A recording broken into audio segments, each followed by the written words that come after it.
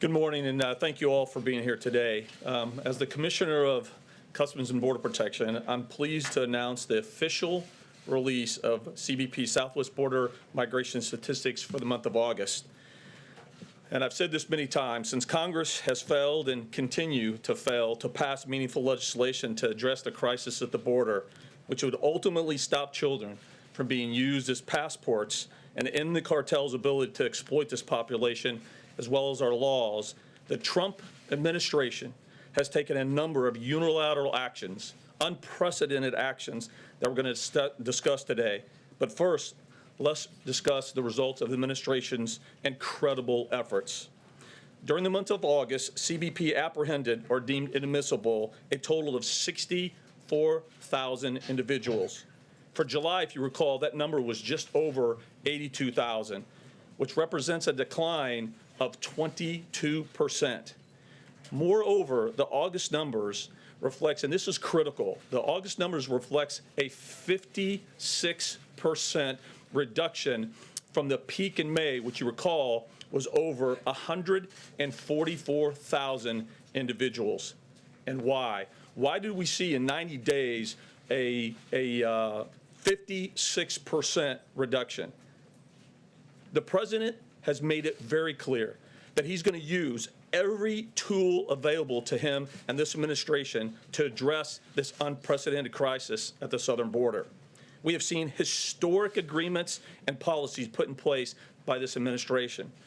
Unprecedented network of initiatives from regulatory reforms, policy changes, interior enforcement efforts. The list goes on and on what this administration has done that resulted in this 56% decrease. In addition to that, let's talk about the government of Mexico. The government of Mexico has taken meaningful and unprecedented steps to help curb the flow of illegal immigration to our border. And let's talk about a couple of numbers. Mexico has apprehended approximately 134,000 people so far this calendar year. Last year, 2018 calendar year, the entire year of 2018, 83,000. That's a substantial increase of apprehension that the government of Mexico has executed. In addition, since June, Mexico has deployed thousands of troops. They've created a new National Guard within their country, 10,000 troops to the southern border, 15,000 troops to the northern border with the United States. Again, unprecedented support and cooperation with the government of Mexico. But I'm going to tell you, and I'm going to go into a little bit more what the government of Mexico has done, but they need to do more. And I'll talk about that in a second. The international outreach to the governments of Central American countries is also beginning to yield effective and positive results, particularly the efforts to stem the surge of illegal migrants crossing the southwest border and to disrupt alien smuggling organizations. Additionally, the Northern Triangle countries specifically, along with the government of Mexico, have really joined the United States as true partners for the first time. They really are seeing this as a true regional crisis that needs continuing coordination, cooperation, and effort, that this is not just a United States problem, that this is a regional crisis that needs regional support and regional solutions. Third, again, and this goes to the support that the government of Mexico is providing. The migrant protection protocols, or I'm sure most of you heard MPP, have also helped. Tens of thousands of individuals arrive at our southwest border every month, many of them attempting to enter illegally. Historically, we've talked about this. These individuals, because of our broken asylum laws, have been released into the interior United States as they wait for their asylum hearings. These proceedings can take years. A host of reasons, a shortage of immigration judges, backlogs, the list goes on. Additionally, many never stick to the process and never continue to go through its final stages. And even when they receive a final order of removal, they still remain in the United States illegally. Those are facts.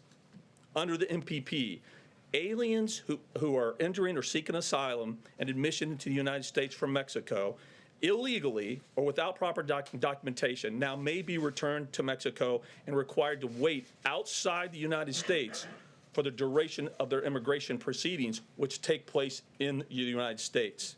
The government of Mexico has agreed to provide them while they're waiting in Mexico with appropriate humanitarian protections for the duration of their stay. Here's a couple of key points of MPP. It discourages the abuse and exploitation of U.S. laws and non-meritorious or false asylum claims. MPP also helps promote a safer and more orderly process along the southwest border, freeing up limited resources and helps free up time of those implementing this process to devote to those migrants who may legitimately have a merit-based claim. As of September 1st of this year, CBP has returned more than 42,000 individuals to Mexico under the MPP. Now, let me emphasize a point that I made to a minute ago. Even though Mexico has stepped up unprecedented, they have joined the United States as well as our Northern Triangle partners and really stepped up as true partners and really are seeing this as a regional crisis. And they have stepped up in unprecedented ways. We need them to do more. We need Mexico to do more.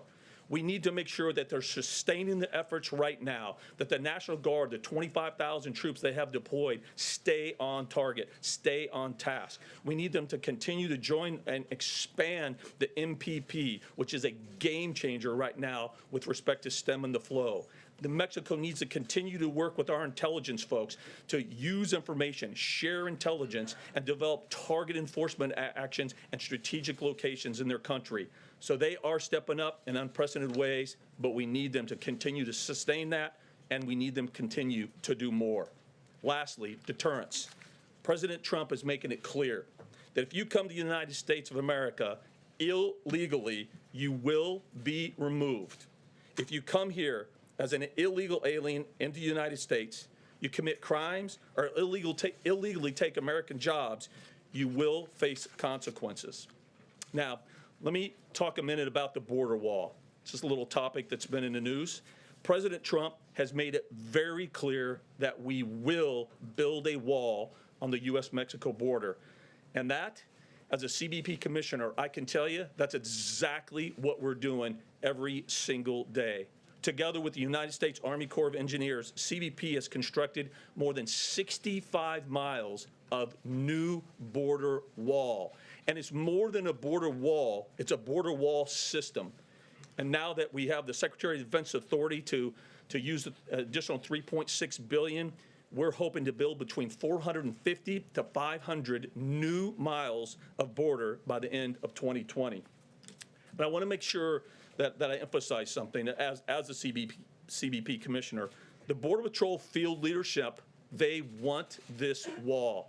This is not a vanity project, as one of the false narratives out there has been, and I've heard it numerous times.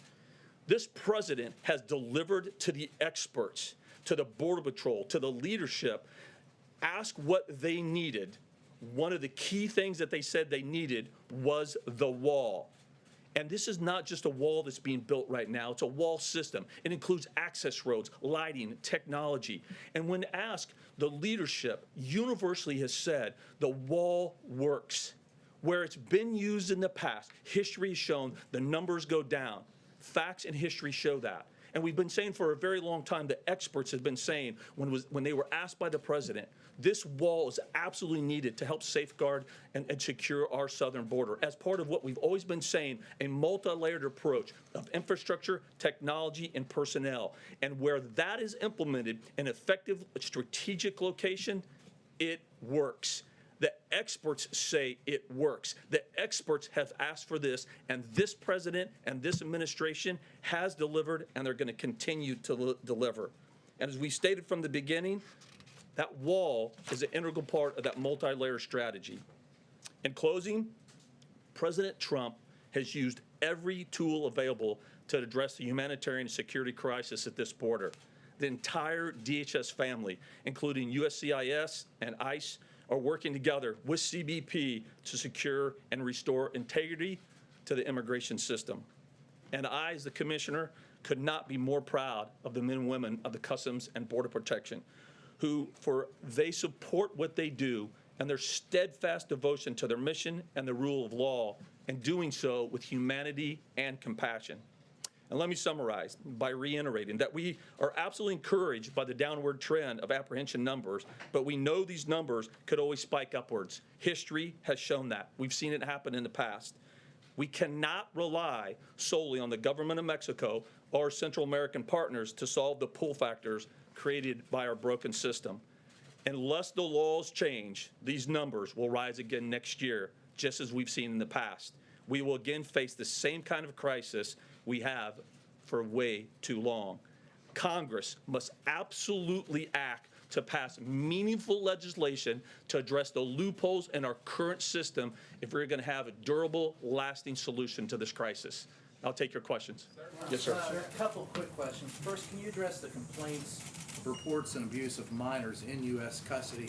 And secondly, are we giving up on, when this was sold, the wall was sold, we were told that Mexico would pay for the wall. So let me take your first question. Is that gone? So with allegations of abuse, and we've talked about this a lot, one of the stints that I did with CBP a few years ago in 2014, I actually was the acting assistant commissioner for then Internal Affairs, which is now OPR.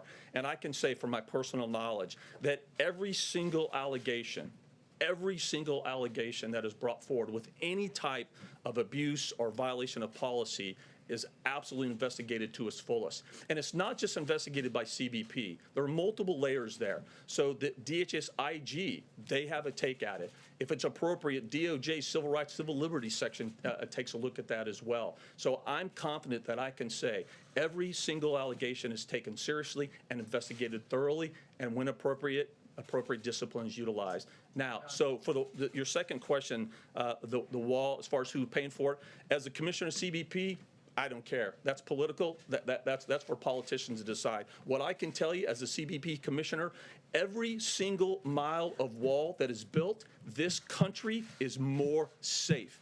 Every single mile of wall that's built, it allows the Border Patrol agents to exponentially increase their capacity to do their job. That's what I can tell you. So, yes, sir. Thank you, Mr. Commissioner. A federal judge in California has reinstated a ban on the administration's policy that would restrict migrants' ability to apply for asylum at the southern border. What is your reaction to that, and a follow-up, please? So my reaction is I'm frustrated. The unprecedented judicial activism that we've experienced every single time that this administration comes up with what we believe is a legal rule or policy that we really believe that will address this crisis, we end up getting enjoined.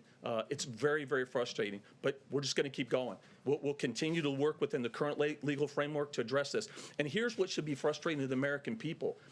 This president and this administration, we keep having to go outside the box within the current legal framework to come up with new initiatives, new policies, new regulations, because this Congress won't do their job. This Congress, I've talked to multiple people on the Hill. I personally told them exactly what they need to do to pass meaningful legislation that would end 85% of this crisis. I think you could put it on one piece of paper and do it in a half an hour, and they refuse to do so. That's what really should frustrate the American people.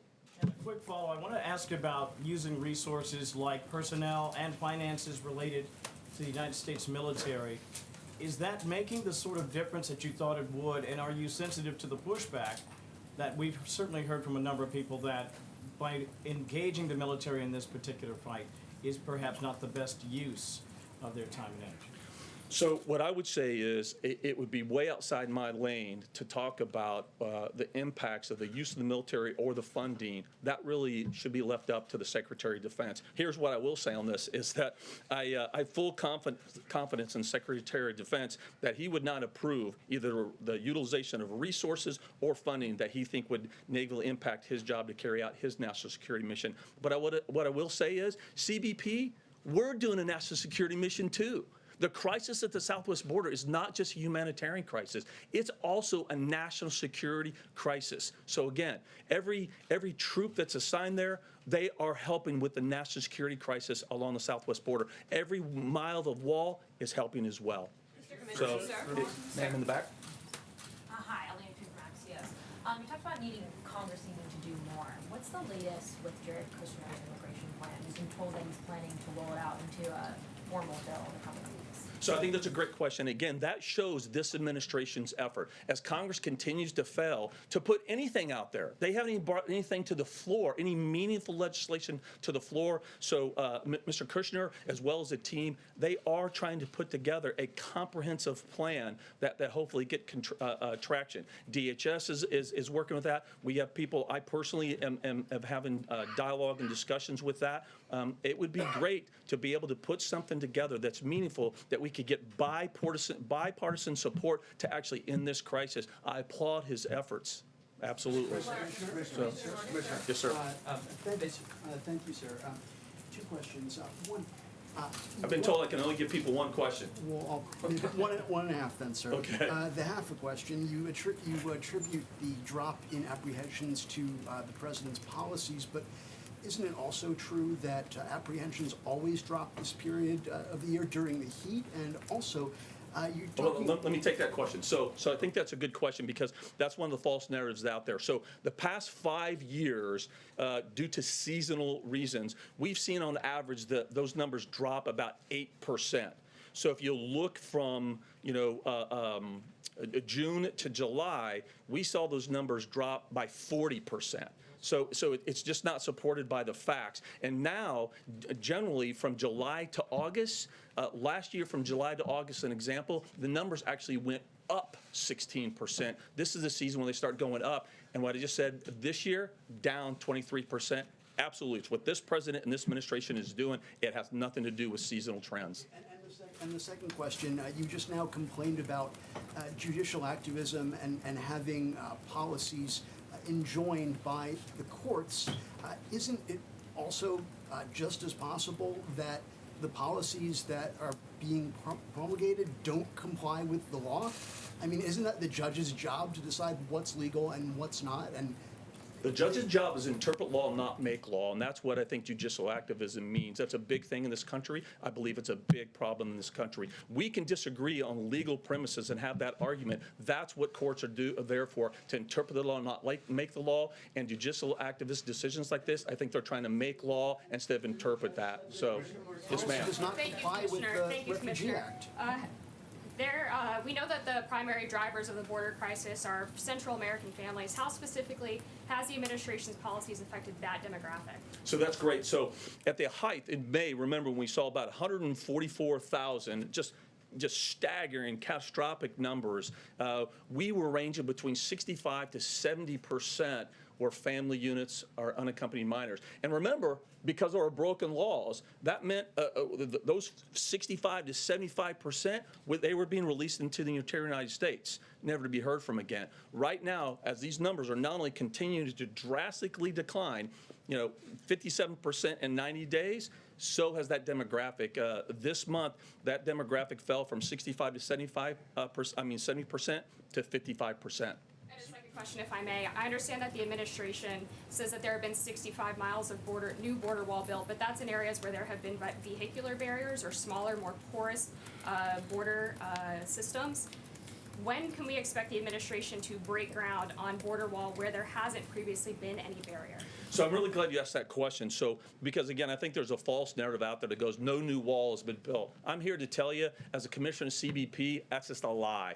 Every mile of wall that's being built, it is a new mile of wall. And again, I'll reiterate, it's not just a wall, it's a wall system. Integrated lighting, integrated technology, and access roads. If you go to those areas where there was pedestrian barriers or their old landing mat where they could just knock it over the car or cut a hole in it in seconds, where new wall is going in, that's exactly what it is. And you go out there and you ask the agents, they'll tell you that's new wall. The second part of the question is that I think is a fair way to categorize this, is where are we building new linear miles? So it's not just where there was some physical barrier already there, but new linear miles. So I told you we're anticipating by 2020 about 450 to 500 miles. Right now we have current projects that are slated in a couple areas, including RGV, which will easily reach 100 new miles of linear wall. So, sorry, I already gave you two. So yes, ma'am. Is the administration considering offering TPS to the people of Bahamas? Yeah, yes, and I think that's a good question right now, and there's a little bit of confusion out there. This is off the immigration, the southwest border, but Bahamas, and I think it's clear. CBP is an integral part of the DH National Response Framework. Part of that is when people are affected by an area or crisis like this, like the hurricane, is how can we get them to the United States if that's the best decision. CBP, along with the entire United States government effort to support the government of the Bahamas, is absolutely first and foremost, life and safety of individuals. So we've deployed CBP. I've authorized the deployment of an enormous amount of resources to southern Florida to make sure that we can effectively receive people that are coming in from the Bahamas. Already, we've received 2 cruise ships, thousands of folks that we have processed. Flights are coming in constantly.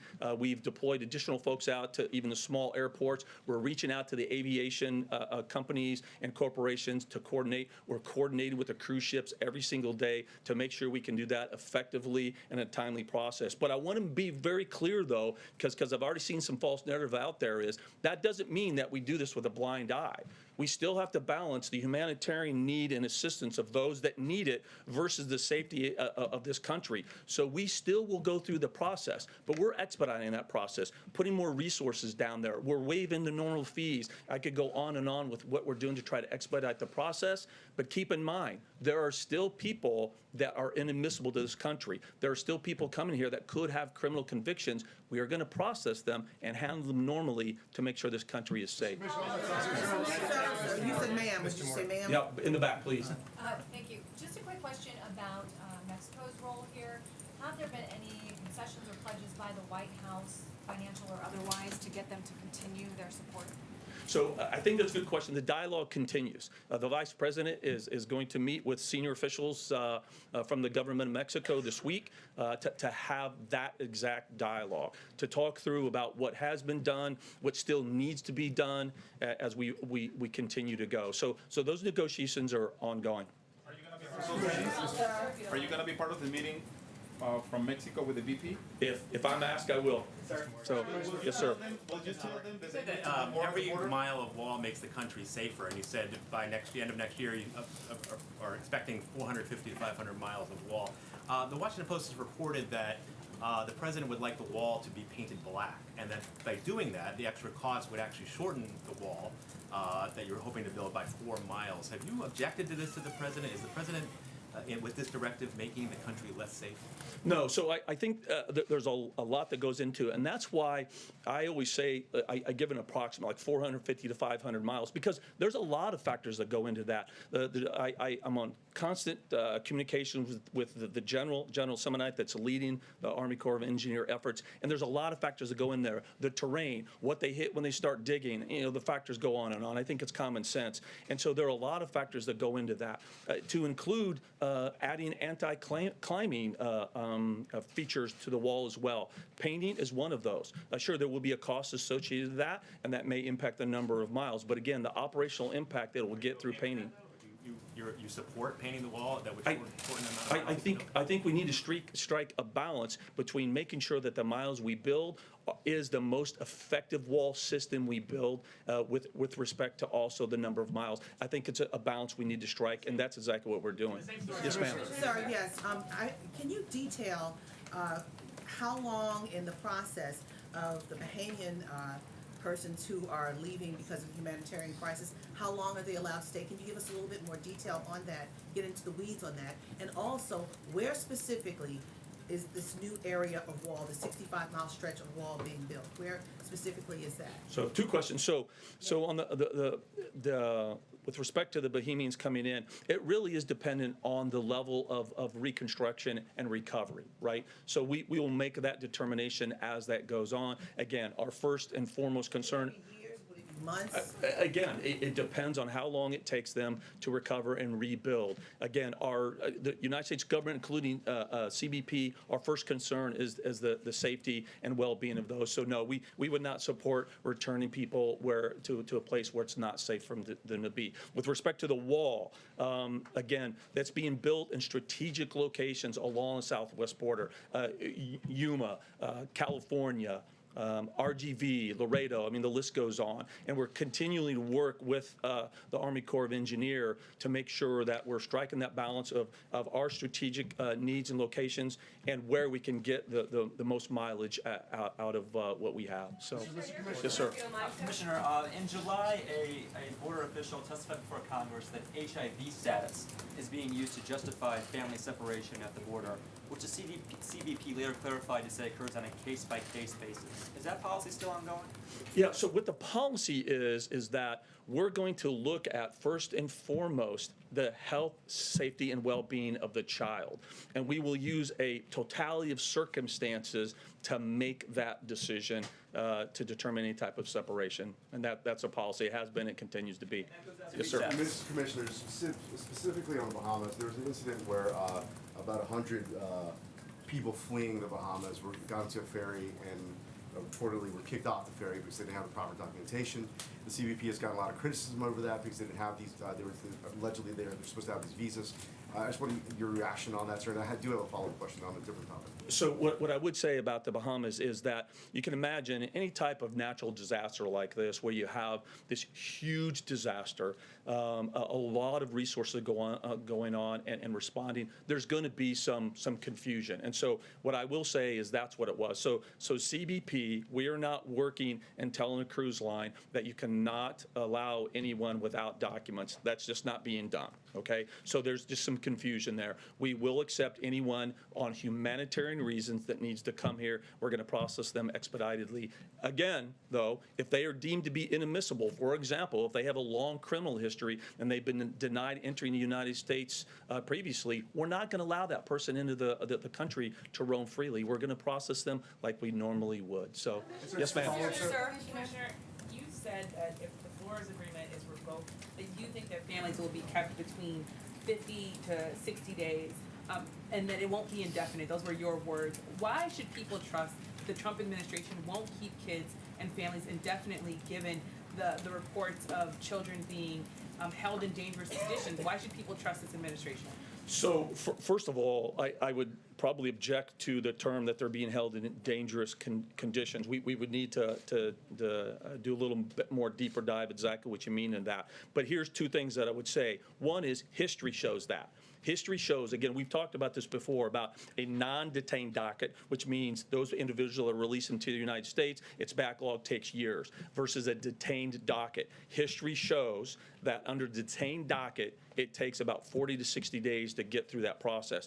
And then if you think it from a common sense perspective is, why would we want to drag that process out? It's more costly to the taxpayers. It ties up resources from all the agencies that could be doing more law enforcement action to safeguard this country. It serves nobody purpose to make sure and drag it out, to include the immigrants that are here. Both on, if you're here and your claim is found to be false or fraudulent, let's determine that quickly and return you to your home country. More importantly is if your claim is found to be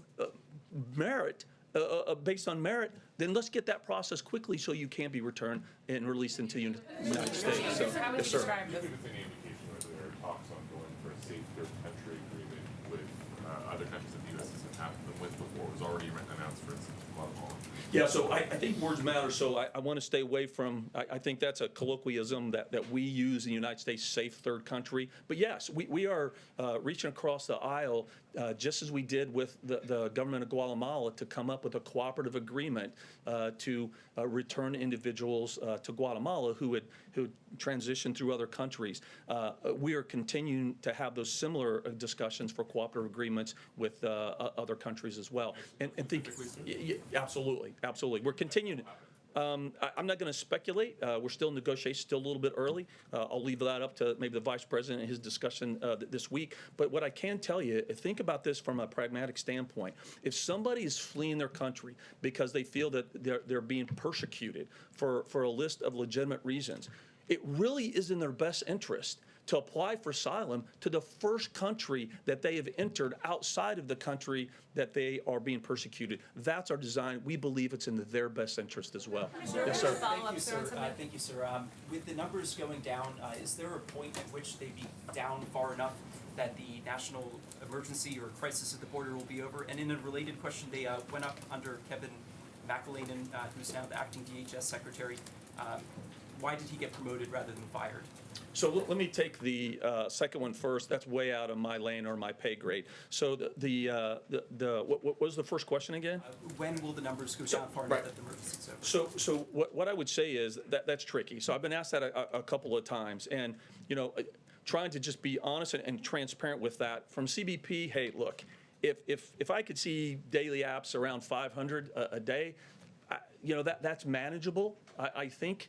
Would I say that that's the magic number? The magic number is 0, right? But we have to be realistic. But even saying 500, saying a specific number, it's not really that easy because it's not just about the numbers, it's also the demographics. Now, one thing we've agreed upon, and it gets back to your question, ma'am, about dangerous conditions. Here's one thing we agree on. We've always said from day one that children should not be in Border Patrol facilities that were designed for single adults. We've said that to begin with. So when we're talking about numbers, if the majority of those numbers, even 500, are kids, you know what? I would not say that that's manageable because we still don't have the proper conditions in Border Patrol, the current hard structures to do that. We're still going to have to maintain soft-sided facilities to provide the conditions that we are providing now, which is what we should be. Yes, ma'am. Thank you, Commissioner. I want to clear up, or at least from my understanding, clarify something that you said to one of my colleagues here who asked about TPS status being granted to Bahamians. You said yes. Are we specifically talking about all Bahamians who've been affected by Dorian who will be granted TPS status, or are you talking about simply expedited entry into the U.S. for those who qualify? Right now, we're working through that, and thanks for following up. So there hasn't been any formal grant of TPS. Have you had that conversation with President Trump or with other officials in this administration? Not yet. Would Not you yet. plan to? Do you think you will? I think so. I think that would be appropriate to have that circumstance, especially depending. I mean, history shows we've done that before, right? And so if the history shows that it's taken a lengthy time to get the Bahamas back to where these people can return to, I'm sure that will be a discussion we'll be having. Right. Yes, ma'am. Thank you, Commissioner Morgan. So just following up on the dangerous condition point, there are increasing reports of extortion and also kidnappings of MPP returnees. Is your agency tracking this trend, and are you doing anything to lessen the risk for migrants? And then a follow-up to that. So you're talking about those that are waiting in Mexico under MPP? Returning to Mexico, yes. Yeah. So let me address that, and I think that's important. So I've read the same reports. I've heard the same anecdotal allegations. To this date, Mexico has provided nothing to the United States corroborating or verifying those allegations. But here's what I would say, is the mere fact that those allegations are here, this should really drive us to want to have intellectually honest conversations about the core drivers of this crisis. What is at the core driving this crisis? And we know that, but we're not talking about it enough. The cartels, they start exploiting and abusing this vulnerable population before they leave their home country. They're selling a bill of goods. They're promising, hey, you mortgage your home. You give us thousands of dollars, and we're going to take you on this dangerous trek through multiple countries because we're going to promise you, because of America's broken laws, you're going to be allowed into this country. The cartels are exploiting them from day one, taking their money. We've heard from independent sources that on this dangerous trek, up to 33% are abused. 33%. And once they get into the United States, that exploitation doesn't start. They have to continue to extort them to pay off the bill for taking them through, whether it's sex slavery, whatever that is. So the exploitation, it continues from day one.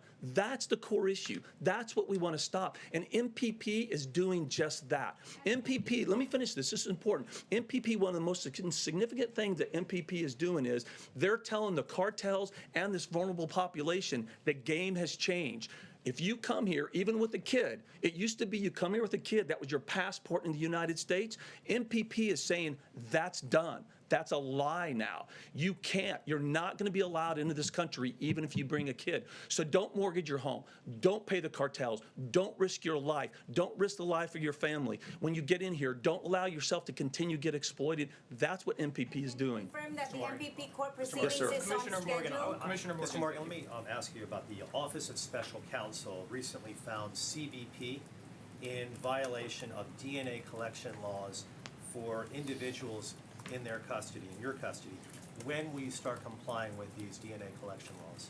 So remember, and so I'm glad you asked this question. So because I want to clear one of the false narratives out there that DHS, because this really is a DHS issue, has violated some law by not doing this, and that's just factually inaccurate. Is that previously No, let me finish. I'll explain why we're not violating the law. Because under the Department of Justice, the Attorney General, the Attorney General, I'm answering your question, if you allow me to, all right? So the Attorney General has stipulated there's a waiver. So, and he's allowed the Secretary of DHS to decide whether they want to apply that waiver. And this was done under former Secretary Napolitano for a whole host of what I think are legitimate operational concerns and budgetary issues of why they granted that waiver. So now, I just want to make sure there's no violation of law. Let's fast forward to today. I believe, personally, that we need to take a look at this, and we need to figure out a meaningful and thoughtful way of where we can begin to look at where it's appropriate to start applying with CODIS. And we are currently under discussions with DHS and the Department of Justice to come up with a meaningful, thoughtful strategy to begin that. So what is the time frame? What is the time frame for you complying with it then? What's the time frame for complying with it, Mr. Commissioner? What's the time frame for complying? Go ahead. Why can't you just answer that simple question? What's the time frame for complying with it? So I don't have a time frame because we need to make sure we need. It'd be nice if you let me actually answer your question without you interrupting me. So I'm trying to answer a question right now. Okay. Thank you. So we don't have a time because there's a lot that goes into that. I mean, it's not just as simple as one day we say, okay, start sending out the kits and do it. It's not that simple. It's very complicated. And this is a DHS issue, and the force, and the continuum of the immigration process, there's multiple agencies that are involved. We need to figure out where in that continuum it would be the most appropriate. We could talk about budgetary issues. We got to talk about the impact to operations. We have to coordinate with the unions with respect to that. It's very complicated, and I answered your question is that we're going to do this in a very meaningful, thoughtful way, and when we're ready to actually execute it effectively, then that's when we'll do it. Yes, sir. Senators Marco Rubio and Rick Scott have recently said that the policy with respect to the Bahamas is confusing.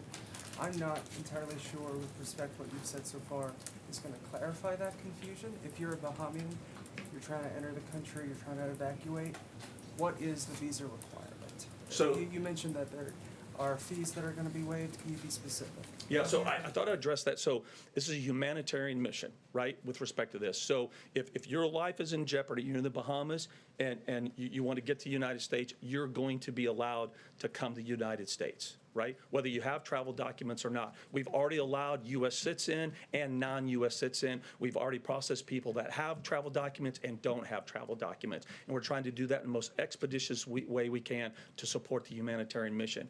But again, as I stated before, we're still going to go through the process. And if you looked at the time that it processed, I think the first ship that came in had over 1,400 individuals. We did that ship in a couple hours, right? It was just amazing work that the folks at CBP did. But we're still going to do our job. We still need to process you. We still need to vet them to make sure that we're not letting dangerous people in, taking advantage of this. And I'll give you another example is we've had some individuals that brought children with them from the Bahamas who lost their mom and dad.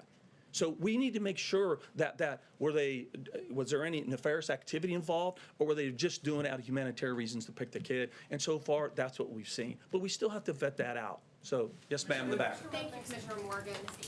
You're touting the successes of the administration's policy changes, regulation, but also the help from Mexico. Yet you also said you expect numbers to go up next year if Congress doesn't act. Do you expect Mexico's support to wane in 2020, or people to find workarounds to the new policies and rules? Why do you expect it to go up since you've seen so much success in the last few months? So that's a great question. So I am skeptical. Again, make no mistake, Mexico has stepped up in an unprecedented way to be partners and really see this as a regional crisis. But as I said, we need them to do more. And there's specific targeted areas that we continue to talk to them that they need to do more. I am concerned whether the government of Mexico, including our partners in the Northern Triangle countries, are going to be able to sustain the level of commitment they have. But in addition to that, as a country, we cannot rely on other countries, no matter how great their support is, to fix our laws. If you think about it, it just can't be sustainable. So that's why I stick to that we need Congress to act. They know what to do, and they've failed the American people by not doing so. Yes, sir. Yeah, so just to clarify, you said you're going to vet the Bahamians coming in. Anyone who's deemed a threat, are they going to just be dropped back off in the Bahamas and left to fend for themselves? What's going to happen with that? No, of course not. And that's why I go our normal procedure. So when we see somebody, normally even outside the humanitarian process, we will bring them in. Again, we have that immigration continuum with multiple agencies involved. They can come in, they can, they can claim fear, they can, the normal process, everything will be available to them. If we have someone that we deem as inadmissible, that came from the Bahamas, obviously we're not going to return them because it's unsafe. But for us, CBP, we will turn them over to ICE ERO, who will take them and then detain them appropriately and continue out with the procedure. So, okay, one more question. Gentleman in the back. Thank you. You just mentioned the agreement this administration reached with the government of Guatemala. The president-elect of Guatemala, Alejandro Yamatei, was here last week questioning this agreement and saying that he hasn't seen the documents yet. That's one question. What do you think about this agreement? Is it actually like a functional agreement? And also, what other countries in Central are you talking to? Are you having talks to reach agreement? So good question. So I'm glad you asked that for a moment of clarification. So we have the agreement ready to go, but it has not been ratified by the government of Guatemala. So you're correct on that. Now we hope it will be, because I think it will be significant. And then we're continuing to talk to not only the Northern Triangle countries, obviously Guatemala, Honduras, Salvador, but also Panama, any country that really can step up and is really a part of this immigration crisis that really is a regional issue. So thank you. Hogan, can you brief on the President's Week this week, HBCUs and going to Baltimore? Can you come up to the podium, Hogan, please? You want me to come see you? Okay, I will. Hey, Hogan.